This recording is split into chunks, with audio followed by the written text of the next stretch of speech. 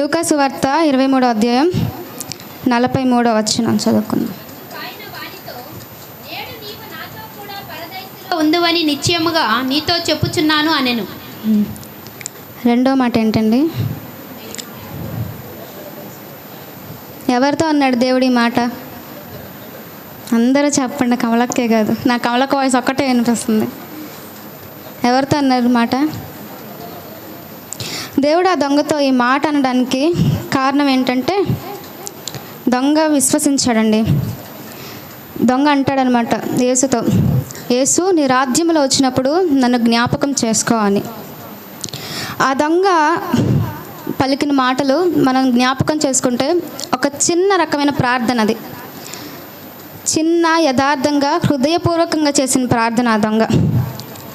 ఆ దొంగ ప్రార్థన చేసిన వెంటనే దేవుడి మాటలు పలుకుతాడనమాట, నేడు నీవు నాతో కూడా పరదేశంలో ఉందువు అని. అయితే ఆ దొంగ ఎక్కడైనా గంటలు ప్రార్థన చేసినట్టు మనం చూస్తామా?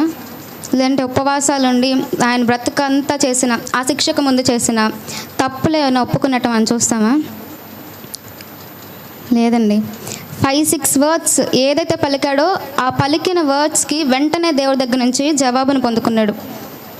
మనం ఎన్ని గంటలు చేస్తాం రోజుకి ప్రార్థన? సీఎం ఫ్యామిలీలో గంటలు ప్రార్థన చేసే వాళ్ళు ఉన్నారని నాకు అనుకుంటున్నామని నేను. అలాంటి వాళ్ళు ఉంటే ప్రైజ్ గాడ్ ఫర్ దట్. నాలాంటి వాళ్ళు అయితే నిమిషాల్లో చేసేస్తారండి ప్రార్థన.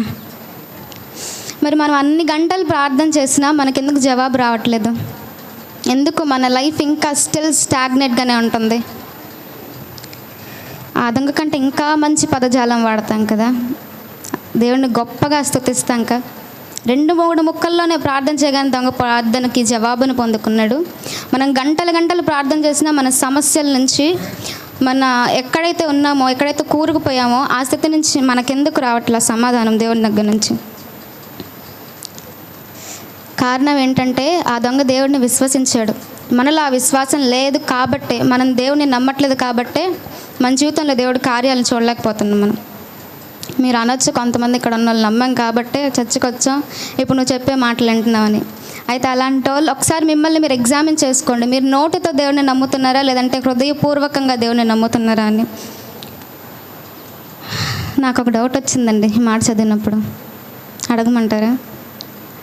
దేవుడు నీ చూసినప్పుడు ఆయన ఏ పరిస్థితిలో ఉన్నాడు? సిలువలో గాయాలతో రక్తం కారుతున్నప్పుడు ఆ దొంగ ఆ మాట అనడానికి దేవుని రాజ్యం ఎక్కడ కనపడింది దొంగకి? దేవుడు రాజుని ఎలా గ్రహించుకున్నాడు?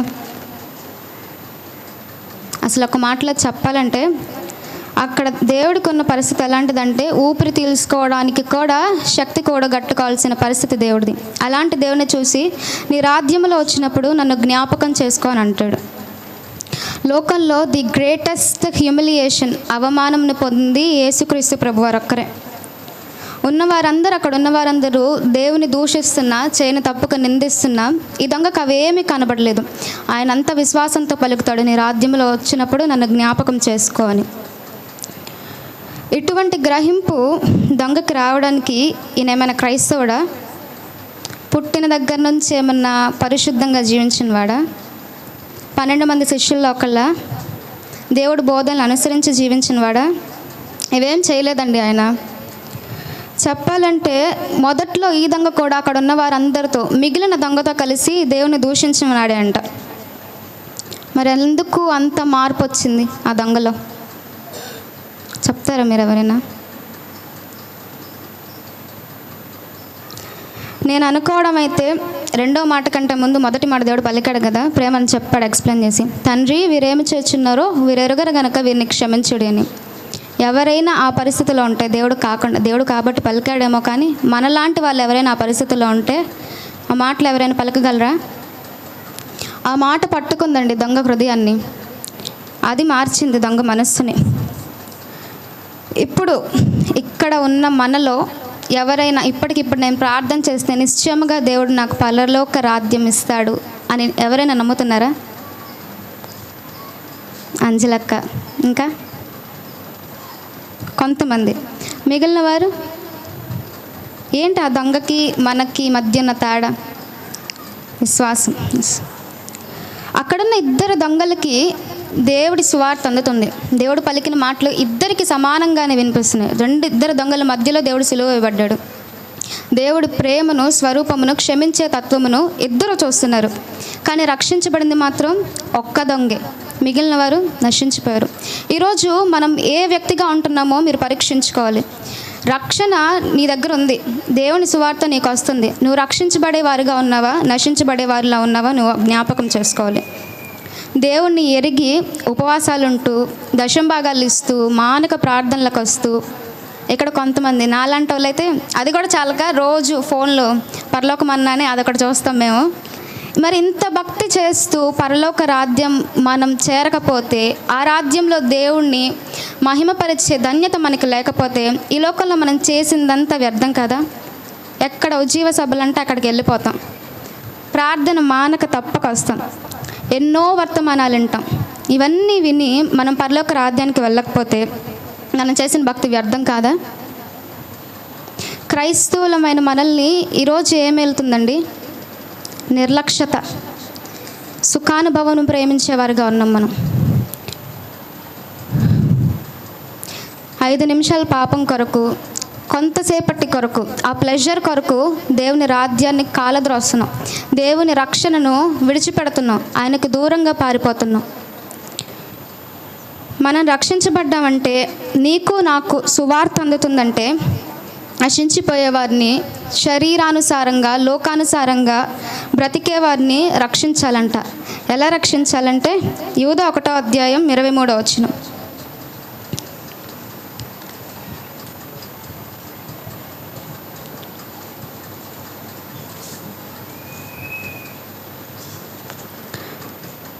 అగ్నిలో నుండి లాగినట్లు కొందరిని రక్షించుడి. శరీర సంబంధమైన వారి అపవిత్ర ప్రవక్తనకు ఏమాత్రము నొచ్చుకొనక దానిని అసహ్యించుకొనుచు భయముతో కొందరిని కరుణించుడి. ఎలా రక్షించాలండి? లోకంలో ఉన్న వారిని, శరీరానుసారంగా జీవించే వారిని అగ్నిలో నుండి లాగినట్లు రక్షించాలంట.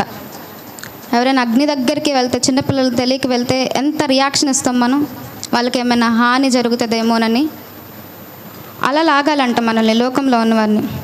నువ్వు పొందిన రక్షణ నీకు మాత్రమే కాదు, వింటున్న సువార్త నీకు మాత్రమే కాదు. ఎక్కడైతే పని చేస్తున్నావో, ఎక్కడైతే తిరుగుతున్నావో, ఎక్కడైతే నువ్వు చదువుకుంటున్నావో, ఎక్కడైతే నివసిస్తున్నావో, చుట్టూ ఉన్న వాళ్ళందరూ క్రైస్తవులేనా? మీ దగ్గర ఉన్న వారందరూ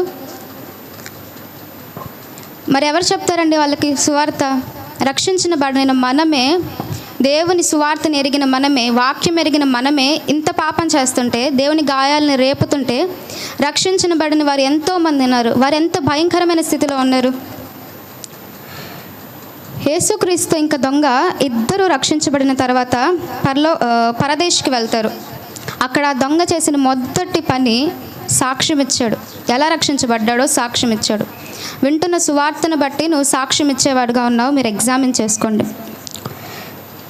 ఆ రోజు యూదా దేవుని 30 వెండి నాణాలకు అమ్మేసి తర్వాత వచ్చి పశ్చాత్తాపడతాడు దేవుణ్ణి అమ్మేసినందుకు. ఆ తర్వాత ఏమైందో మీ అందరికీ తెలుసు. మనం చేసిన పాపమును బట్టి మేబీ ఆ రోజుకి తెలుసుకున్న మనం, చేసింది పాపం అని తెలుసుకున్న మనం, ఆ క్షణానికి నోటితో దేవుని దగ్గర ఒప్పుకుంటున్నామేమో చేసిన తప్పని, అడుగుతున్నామేమో క్షమించమని. దేవుడు ప్రేమ కలిగిన వాడు కనుక మనల్ని క్షమించినప్పటికీ దేవుడు తన స్వరూపమును, తన స్వభావమును మీ ఎడల చూపినప్పుడు మీరు అంతే నమ్మకస్తులుగా ఉండాలి కదా. దేవునికి చేసిన పాపమును క్షమించమని అడిగి మరలా దానికి వెళ్తే మరి మనల్ని ఏమంటారండి? ఈరోజు క్రైస్తవత్వం కూడా అలాగే తయారవుతుంది. ఏ మాత్రము ఎవరిలో రోషము కలిగి దేవుని కొరకు జీవించాలన్నా ఇది ఒక్కరికి కూడా లేదు. మేబీ కొంతమంది ఉండొచ్చు, కానీ లోకస్తుల వల్లే జీవిస్తున్నాం. మనమే ఇలా జీవిస్తే మరి లోకానికి ఎవరు చెప్తారు? క్రీస్తు ప్రేమను ఎవరు చెప్తారు? క్రీస్తు మనల్ని ఎలా రక్షించాడో ఎవరిని చెప్తారు? క్రీస్తు స్వభావమును ఎవరా చెప్తారు? రక్షించబడిన మనం, సువార్త ప్రకటిస్తున్న మనం విని మన వరకే, మన కుటుంబం వరకే కాక మీరు ఎక్కడైతే పనిచేస్తున్నారో, చదువుతున్నారో, తిరుగుతున్నారో అక్కడ అనేకులకు, ఈ లోకమునకు ఉప్పు వలె వెలుగు వలె ఉండాలని ఉంటుంది వాక్యంలో. సర్వలోకమునకు వెళ్ళి సర్వ సృష్టికి సువార్తను ప్రకటించుడు అనే వాక్యంలో ఉంటుంది. మరి మనందరం కూడా అలాగే ఉండాలని దేవుణ్ణి కోరుకుంటూ ఈ కొద్ది మాటలు దేవుడు దీవించును గాక.